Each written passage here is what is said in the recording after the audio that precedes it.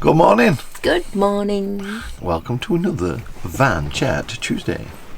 Snuggle up a bit. Aww. Just a few topics to talk about this week, and the first one's quite a big one, really. What made us decide to share our van life on YouTube? And I guess it's just what made us share our life, really, on YouTube. And I guess, first of all, it boils down to I had a YouTube channel back in, I don't know when, I'll put the date on the screen now, and I started to do 3D printing and kind of tech reviews and things like that. And I think it was about 2 years into that, maybe 2.5 years into that we bought the VW T6, and we started to, I guess, refit it, destroy the stupid layout and install our own normal layout. Yes. And that started off, obviously, another aspect of it, and then we started this channel. No, we were talking with people, weren't we? Because when we first went out with Dave, we didn't have a travel YouTube channel. We just had your gadget one, didn't we? Yeah. And then we were talking about people that he'd seen who had vlogs for travelling and stuff, and it just kind of planted a little bit of a seed, although we'd already been thinking. We had been thinking about separating it a little bit, because it got a bit weird with people saying, I thought you did gadget reviews. Yeah, and YouTube didn't like it either, did it? Because he kept saying that it was different kind of topics and stuff. But we already had an Instagram, a separate Instagram account for the van. Yeah. So we did things on there anyway, or I did, and not as well as John does it now, which sums me up a lot, really. I've got great ideas.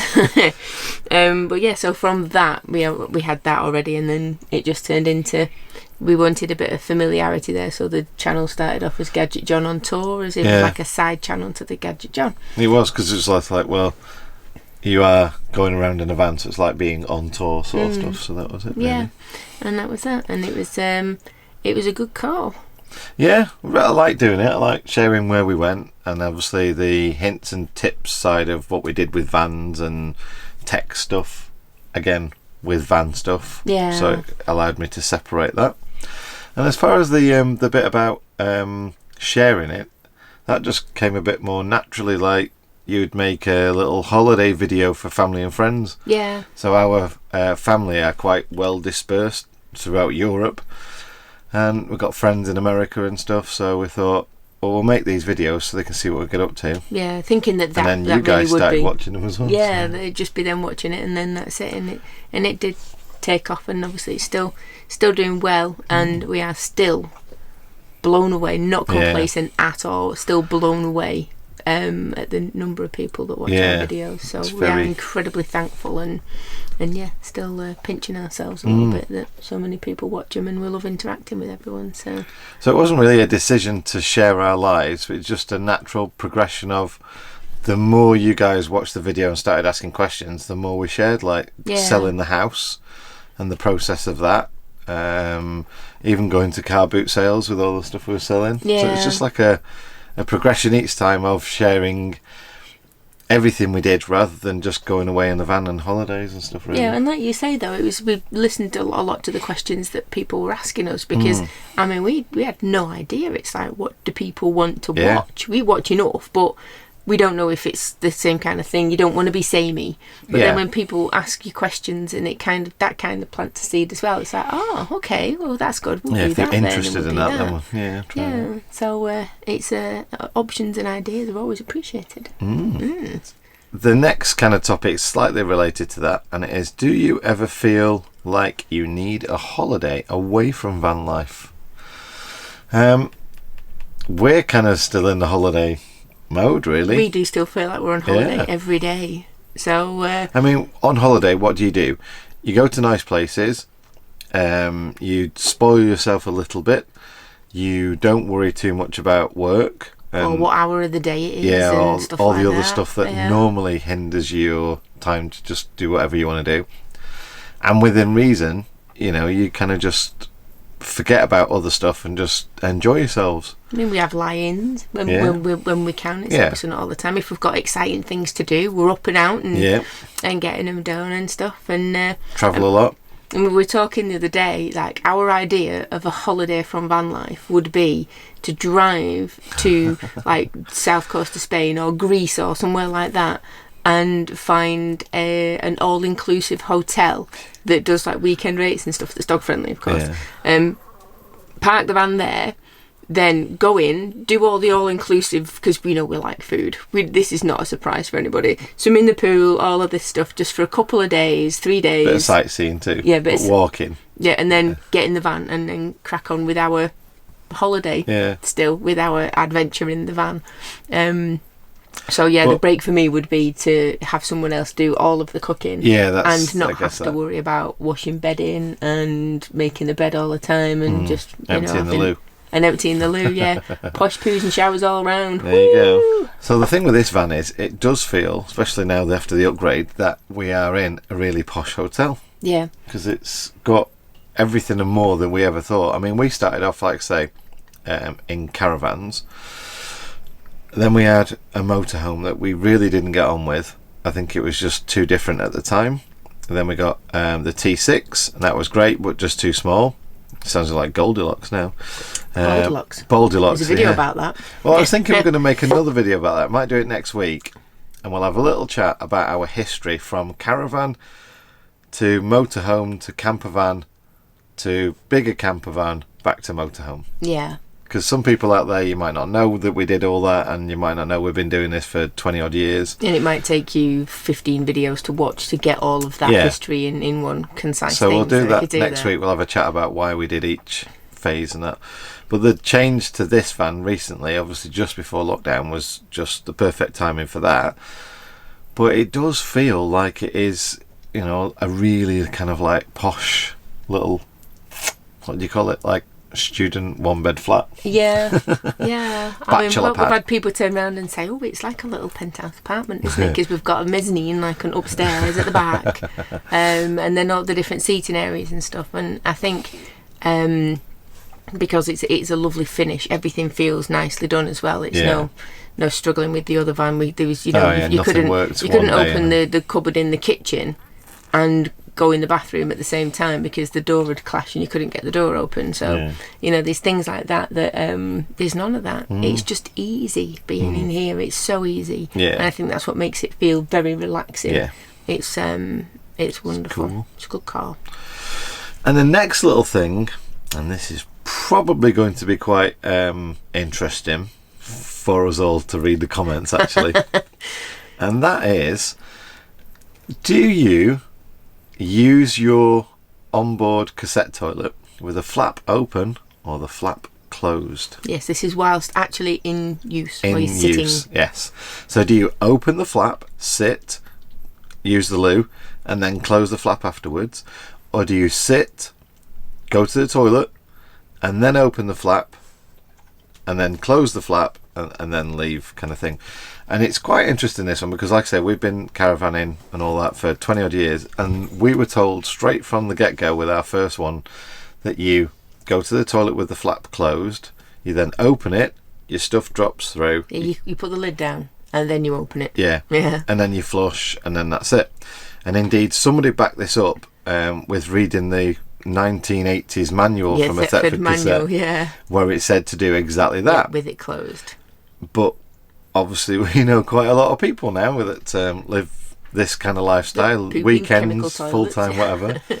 and it's different. There's different views on it. And some people do different things for different numbers. Yeah. As well. So how do you do yours? How do you do yours? Flap open or flap closed? Yeah. In the comments section down below, if you don't mind. Yep. Just to see if we can get that one settled. Yep, see which is the best or the worst, or the proper or the improper.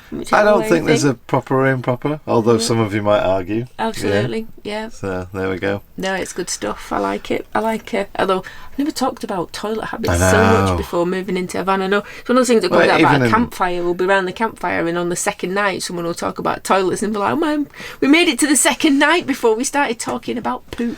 I don't think it's living in a van. I think it's just the lifestyle, the van life kind of lifestyle of it's got to be done. Everyone does it, so yep. Yeah. And the other thing we wanted to talk about as well, and it's a few kind of experiences and seeing a few other people's videos and that we thought about this, and it's another one where we want your input as well. And it is the free parking / wild camping, because although we call it wild camping really is putting a tent in the middle of nowhere and camping in a tent, really. So let's call it free park ups wild camping. And that is parking in scenic or urban locations that isn't designated as a campsite, and they're free. So let's leave it at that. It's the etiquette of doing so. So how do you kind of think that should be done? For example, we've had things like you arrive late and you leave early. There's no open fires. You leave no trace. And sometimes leave it tidier than when you got there. Yeah, and clean up and stuff like that. Respect others around you, so that's not being a nuisance to people. No loud music. No parking across all the bays. Yeah, just being thoughtful about how you are parked in an area. Parking away from houses. Say like it's a really scenic area and they've got like a small little grass verd that goes out to a sea view, and you park your van right outside there so they can't see that lovely view that they've paid. They've probably paid like £500,000 for, yeah. Things like that as well. Don't set up camp, which people have got different views of as well, but generically that is kind of like you don't put your awning out or your canopy. You avoid getting chairs and tables out. Like I say, certainly not kind of having a campfire and having a big party or something like that. And even as such as people have said, no levelling blocks either. So if you're parked on a street, and obviously normally the camber's a bit off because the road drains into the gully, some people park up on the curb a bit, but that can actually lead to a parking ticket, whereas otherwise you wouldn't have had one. So people are putting like little chocks or ramps or whatever under the wheels to park straight, but apparently that's not acceptable for wild camping. Yeah, we get a lot of emails about this. Yes, we do. I know a lot of people tell us as well that you shouldn't be doing that, you shouldn't be doing this.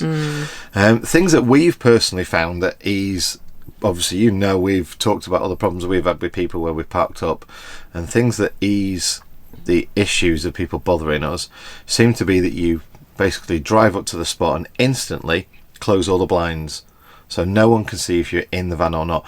And it kind of looks like, I guess, you've parked it. It's just a vehicle that's parked up that you maybe, you're off visiting someone, or you're staying in a B&B nearby or something like that. And the other really strange one here is not to share park-up locations online. So that's not to tag them on Instagram, and not to tell people in videos as well. And obviously some of you guys are instantly going to say, but you've shared all your what 3 words with us. And some of you now are going to say, what's what 3 words? So we'll cover that one in a minute. And I guess it's a point of, if it's already shared on services like Park for Night. Yeah, Park for Nights or Camper Contact and that kind of stuff, then it's fair game really. But if you arrive at a location like we found quite a few recently in East Anglia, and they're not on those services, and you can see either people are living there because it's not known that well, or it's a really good spot that you don't think that 30 vans turning up and the little car park would have no room for the locals walking the dogs, that kind of thing as well falls under the category of park up etiquette. So, food for thought. Do you agree with any of them? What are your thoughts on park ups, etiquette, stuff like that? Leave them obviously in the comments down below, along with your flap open or closed. Yeah. And what 3 words? So what 3 words is a service that to I think, is it 3 metre squared? 2 metre squared, isn't it? 2 metre squared. Location, anywhere on the planet Earth you can pinpoint, yeah, and navigate to. That's what it does, and we've used it in sort of park-up locations, being in Spain or Portugal or France, that are like free airs and stuff like that. They're all documented, well documented, so we've put that on there. And sometimes it's even been weird. It's like, look at the view. If you stand here, you'll see this view, and that's what I can do. I can give you a view, so you go, oh, where are you, John? Yeah, I'm going to do that. I can stand in the exact spot almost that you were and see the view you're looking at. But more importantly for what 3 words, I think, is the emergency services and stuff like that. Is that if you are ever in a state of an emergency where you need to get help, if you can tell someone to a 3 metre or 2 metre little cube on the planet Earth of where you are, they're going to get straight there, and they all use it as well. They all use it. They all know about it already. I mean, even the councils do, because when we were at a park up, when we were on our little Norfolk holiday, it was on one of our videos, we found needles and on syringes drug and stuff, paraphernalia behind where we were. So I contacted the council, because they've got environmental health cleanup team, and told them exactly where to find them, and they did. They knew exactly them. To the point, not just like we're in this car park and, you know, if you go to the left and take 10 paces forward, and I don't know how else in a car park without marked bays you could have explained to them exactly where the things were, but what 3 words was right on it, and it's amazing. I just think it's brilliant. It's good stuff. And, you know, if you're out walking and you lose your other half, you're like, where are you? I'm here. You just right find them straight away. Yeah, it's brilliant stuff. So I'll leave a link down below to what 3 words. It's an app and a website as well, so you can go on the website and do it on there. It's Mandy proof. Mandy can use it with no problems at all. Which you have done, I have lots and lots. Yeah. So I think that's enough little chitty chatty for this week. Aye. Next week, like I say, we're going to have a chat about vans and our history of different vans and why we changed. In a vague hope that it might assist you if you're thinking, oh, do I need a caravan, a motorhome, or a camper van? And then do I need a small camper van or a big camper van? So hopefully that'll help. Yes. So next week for that one. Any of the other topics you want us to talk about, questions or anything like that, you can also leave those in the comments section down below. And if it's any other videos that if you're watching this video and then you go on to watch another video, and something prompts you in there for a question, just leave it in that video, and John reads them all anyway, so it doesn't have to be in this one. So comments from, if you post them from now before we do the next one on any video, we'll read them and collate them from there. And if you do want to have a kind of like a bit more of a discreet conversation, i.e. I've got a question about toilets I don't want everyone to know about, then I'll put the Instagram accounts for us both. For us both. So feel free to hit either one of us up on there. Don't ask me about shiwis though, because I just asked Mandy. Don't ask me about solar, because I just asked John. Was it the wrong gadget? Sorry, wrong gadget. I'll get my t-shirt on. Right, thanks very much then. You guys take care, and we'll see you soon. Bye.